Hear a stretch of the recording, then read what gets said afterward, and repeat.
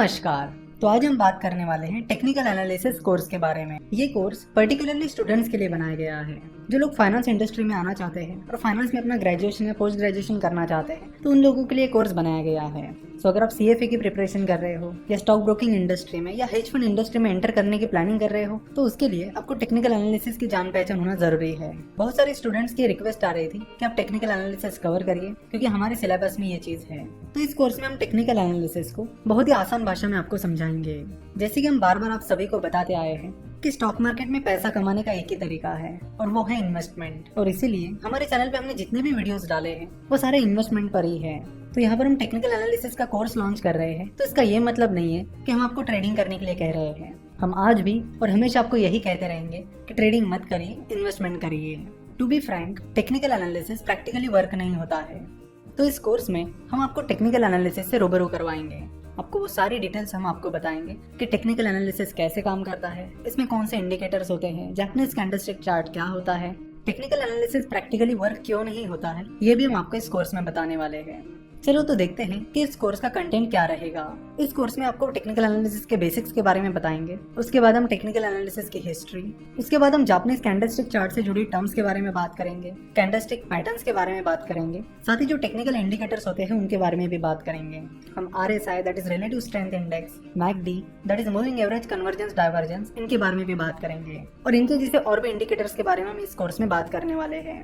सो अगर आपको technical analysis का कुछ भी नहीं आता है तो भी कोई बात नहीं, इस कोर्स में आपको टेक्निकल एनालिसिस बड़ी आसानी से समझ में आएगा। तो स्टेप बाय स्टेप हम इस कोर्स में आपको टेक्निकल एनालिसिस सिखा देंगे। इस कोर्स में टोटल 15 वीडियोस होंगी और हर वीडियो का ड्यूरेशन 6 से 7 मिनट का होगा।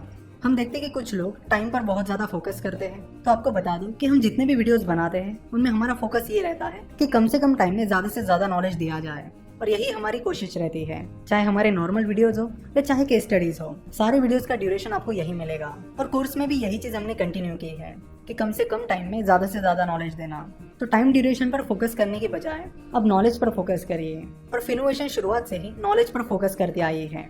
तो इस कोर्स के जरिए हमारी कोशिश यही है कि जिन लोगों को टेक्निकल एनालिसिस से रूबरू होना है, उसे समझना है, या फिर जिन स्टूडेंट्स को टेक्निकल एनालिसिस सीखना है ताकि उन्हें एग्जाम में या फिर उनके करियर में उसका बेनिफिट मिले, तो वो लोग और स्टूडेंट्स इस कोर्स को सब्सक्राइब कर सकते हैं। नमस्कार। फ्यूचर एंड ऑप्शंस के बारे में तो हम कई बार सुनते हैं, लेकिन हम डेरिवेटिव मार्केट यानी फ्यूचर एंड ऑप्शन से जुड़ी ज्यादातर चीजों से अनजान होते हैं। और शायद इसीलिए आप में से बहुत सारे लोगों की यही क्वेरी थी कि फ्यूचर एंड ऑप्शन का कोर्स लाएं। इस कोर्स में आपको फ्यूचर एंड ऑप्शन के बारे में बताया जाएगा। इस कोर्स में आपको ये समझाया जाएगा कि डेरिवेटिव मार्केट क्या होता है, फ्यूचर एंड ऑप्शंस क्या होते हैं और वो कैसे काम करते हैं। क्योंकि future and option market cash market यानी नॉर्मल स्टॉक मार्केट से काफी डिफरेंट होता है, तो उसकी टर्मिनोलॉजीज और बाकी चीजें भी अलग होती हैं। तो उन चीजों को भी इस कोर्स में समझाया जाएगा। इस कोर्स में ये भी बताया जाएगा कि future and option stock exchanges पर कैसे ट्रेड होते हैं और फ्यूचर एंड ऑप्शन का एक्चुअल और प्रैक्टिकल यूज कैसे करना होता है। इसी कोर्स में हम देखेंगे कि हेजिंग क्या होती है और कैसे हम फ्यूचर एंड ऑप्शन की मदद से रिस्क को ट्रांसफर कर सकते हैं। तो रिस्क मैनेजमेंट के बारे में भी इस कोर्स में बताया जाएगा।